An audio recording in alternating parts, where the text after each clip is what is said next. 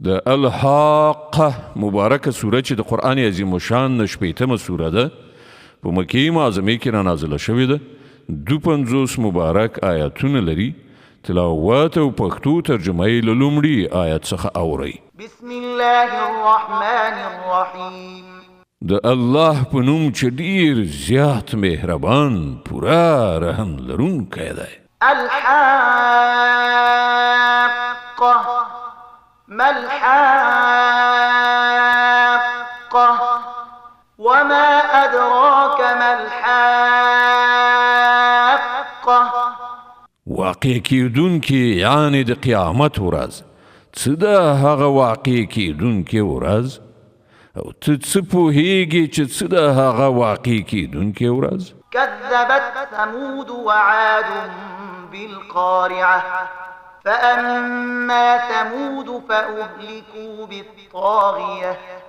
د سمود او عاد قومونو د قیامت ورځ دروغ وګڼله، نو سمودیان په یو سخته حادثه هلاک کړای شول. وأما عاد فأهلكوا بريح صرصر عاتية سخرها عليهم 7 ليال و8 أيام حسوما فترى القوم فيها صرعا كأنهم أعجاز نخل خاوية. او عادیان په یو ډیره سخته طوفاني لوخړه تباه کړای شول. الله تعالی هغه پرلپسې وشپې او 8 ورځې پر هغو مسلطه کړه. که ته هلته وای نو تا به لیدلي وو چې هغوی هلته داسې چیت غورځېدلي دي لکه چې هغوی د خرما د ونو وراسته ډډونه وي. فهل ترى لهم من باقية. نو آیا اوس له هغو نه څوک تا ته باقي ژغورل شوی په نظر درځي؟ وجاء فرعون ومن قبله والمؤتفكات بالخاطئة. او همدغه ستره ګناه فرعون او له هغه نه مخکې خلکو او ویجاړو شوو کلیو وکړه. فعصوا رسول ربهم فأخذهم أخذة رابية. دوی ټولو د خپل پروردګار د پیغمبر خبره ونه منله، نو هغوی په ډیره سختۍ سره ونیول. إنا لما طغى الماء حملناكم في الجارية لنجعلها لكم تذكرة وتعيها أذن واعية. کله چې د اوبو طوفان له حده تیر شو نو موږ تاسې په بیړۍ کې سپاره کړي وئ تر څو چې دغه پیښه ستاسې لپاره یو د درس وړ یادګار وګرځو او په یاد لرونکي غوږونه یې په یاد ولري. فإذا نفخ في الصور نفخة واحدة وحملت الأرض والجبال فدكتا دكة واحدة فيومئذ وقعت الواقعة وانشقت السماء فهي يومئذ واهية والملك على أرجائها ويحمل عرش ربك فوقهم يومئذ 8. بیا چې کله یو ځل په شپېلۍ کې پوکی ووهل شي او ځمکه او غرونه پر اپورته کولو سره په یو ګزار میده میده کړای شي، په هغه ورځ به هغه کیدونکې پیښه رامنځته شي. په هغه ورځ به آسمان وچی وي او د هغه نظم او استحکام به ویجاړ شي. پرښتې به د هغه په څنډو او کنار باندې وي او 8 پرښتو به په هغه ورځ ستا د پروردګار عرش پر خپل ځان باندې بار کړی وي. يومئذ تعرضون لا تخفى منكم خافية. هغه ورځ به وي چې تاسې وړاندې کړای شئ، ستاسې هیڅ راز به هم پټ پرې نه ښودل شي. فأما من أوتي كتابه بيمينه فيقول هاؤم اقرءوا كتابيه إني ظننت أني ملاق حسابيه فهو في عيشة راضية في جنة عالية قطوفها دانية.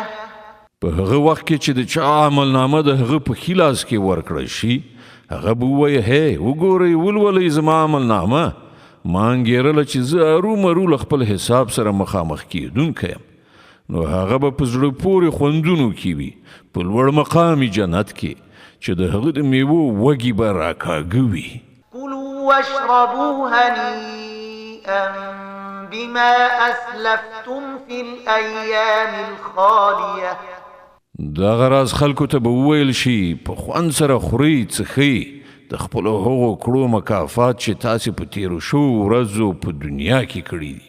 وأما من أوتي كتابه بشماله فيقول يا ليتني لم أوت كتابيه ولم أدر ما حسابيه يا ليتها كانت القاضية.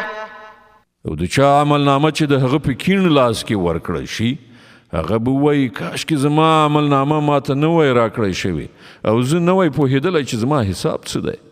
کاشکې زما هغه مرګ چې په دنیا کې راغلی و فیصله کوونکی یعنې پای ته رسېدونکی وای. ما أغنى عني ماليه هلك عني سلطانيه. نن زما مال ماته هیڅ په کار رانغی زما ټول حکومت له منځه لاړ. خذوه فغلوه ثم الجحيم صلوه ثم في سلسلة ذرعها 70 ذراعا فاسلكوه. امر به وشي دی ونیسئ او د ده په غاړه کې توق واچوئ بیا یې دوزخ ته ننباسئ بیا دی په 80 ګزه اوږده زنځیر وتړئ. إنه كان لا يؤمن بالله العظيم ولا يحض على طعام المسكين. دنه پر لوی او لوړ الله باندې ایمان راوړ او نه مسکین ته د خواړو ورکولو هڅونه کوله. فليس له اليوم هاهنا حميم ولا طعام إلا من غسلين لا يأكله إلا الخاطئون. نو ځکه نن نه دلته د ده کوم غمخور دوست شته او نه د زخمونو د زوونو نه پرته د ده لپاره څه خواړه چې هغه له ګناهکارانو پرته بل څوک نه خوري. فلا أقسم بما تبصرون وما لا تبصرون إنه لقول رسول كريم وما هو بقول شاعر قليلا ما تؤمنون. نو نه زه قسم خورم په هغو شیانو هم چې تاسې وینئ او په هغو شیانو هم چې تاسې نه وینئ. دا د یو عزتمند استازي وینا ده د کوم شاعر وینا نه ده. تاسې بیخي لږ کسان ایمان راوړئ. ولا بقول كاهن قليلا ما تذكرون. او نه دا د کوم کاهن وینا ده تاسې بیخي لږ غور کوئ. تنزيل من رب العالمين. دا د عالمیانو د پروردګار لخوا نازل شوی دی. ولو تقول علينا بعض الأقاويل لأخذنا منه باليمين ثم لقطعنا منه الوتين فما منكم من أحد عنه حاجزين. او که دغه پیغمبر له ځانه کومه خبره جوړه کړې زموږ لوري ته یې منسوبه کړې وای نو موږ به د ده ښی لاس نیولی وای او د ده شارګې به مو پرې کړي وو. بیا به له تاسې نه هیڅوک له دې کار څخه زموږ منع کوونکی نه و. وإنه لتذكرة للمتقين. په اصل کې دا قرآن د پرهیزګارانو لپاره یو نصیحت دی. وإنا لنعلم أن منكم مكذبين. او موږ پوهیږو چې له تاسې نه څه کسان د حق تکذیب کوونکي دي. وإنه لحسرة على الكافرين. د دغسې کافرانو لپاره په باوري ډول دا د افسوس موجب دی. وإنه لحق اليقين. او دا قرآن بیخي یقیني حق دی. فسبح باسم ربك العظيم. نو ای پیغمبره د خپل عظیم پروردگار په نوم د پاکۍ ستاینه وکړه.